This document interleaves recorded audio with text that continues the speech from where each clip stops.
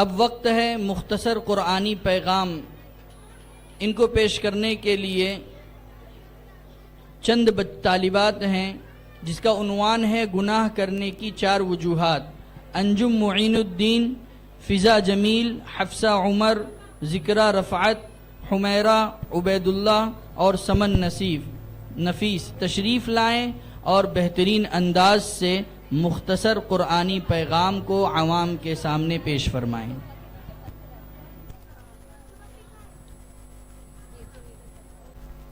بسم اللہ الرحمن الرحیم، نحمد و نصلی علی رسولہ الکریم، اما بعد۔ السلام علیکم ورحمۃ اللہ وبرکاتہ۔ انسان کے گناہ کرنے کے 4 وجوہات۔ جب انسان کے دل میں یہ 4 چیزوں کا خیال آنے لگے، انسان کے دل سے اللہ کا خوف نکل جاتا ہے اور وہ گناہوں کی طرف تیزی سے بڑھنے لگتا ہے۔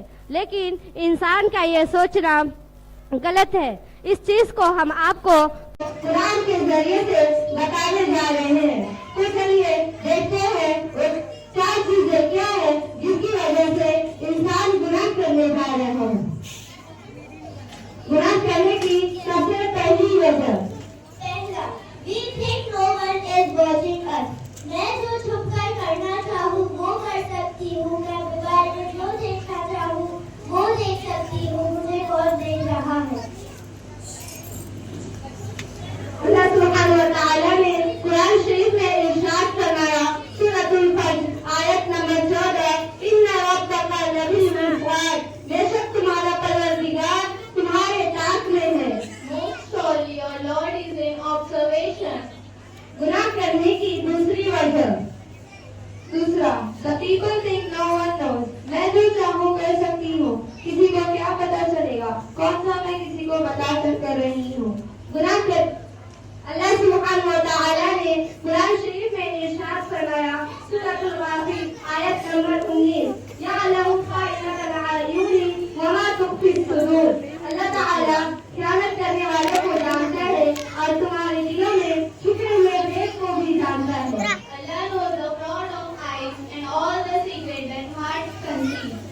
گناہ کرنے کی تیسری وجہ، People think that it just happened to me۔ لوگ سوچتے ہیں ہم کچھ بھی کر لیں، کتنا بھی گناہ کر لیں، میرے ساتھ کچھ نہیں ہوگا، میرے ساتھ کیا ہوگا، کچھ بھی تو نہیں، میں جو چاہوں کر سکتی ہوں۔ اگر گناہ کرنے کی وجہ سے کچھ پکڑ ہوتی تو کب کا ہو جاتی۔ زور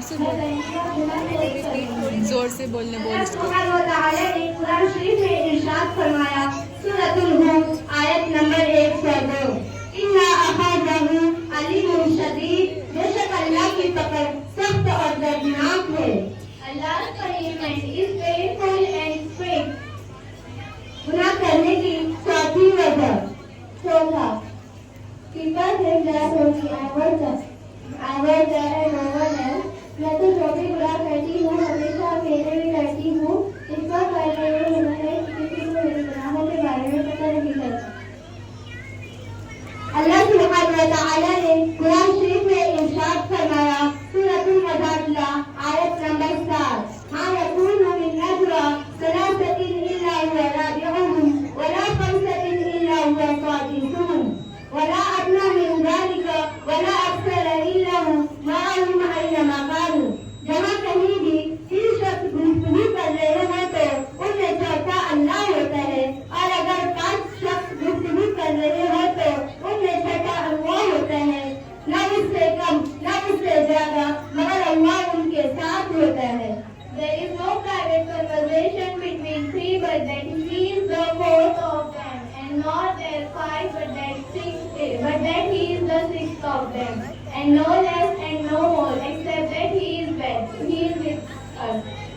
اور اسی لیے ہمیں یہ کبھی نہیں سوچنا چاہیے کہ ہمیں کوئی نہیں دیکھ رہا، یا جب ہم گناہ کر رہے تھے تو اکیلے تھے، یا ہمیں کچھ نہیں ہوگا، یا کسی کو کچھ پتا نہیں چلے گا۔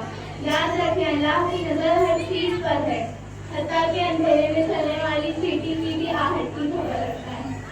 اس لیے ہم آج سے یہ نیت کریں کہ آج کے بعد جو کچھ کریں گے وہ یہ خیال کرتے ہوئے کریں گے کہ بے شک اللہ دیکھا۔ السلام علیکم، جزاک اللہ خیرا۔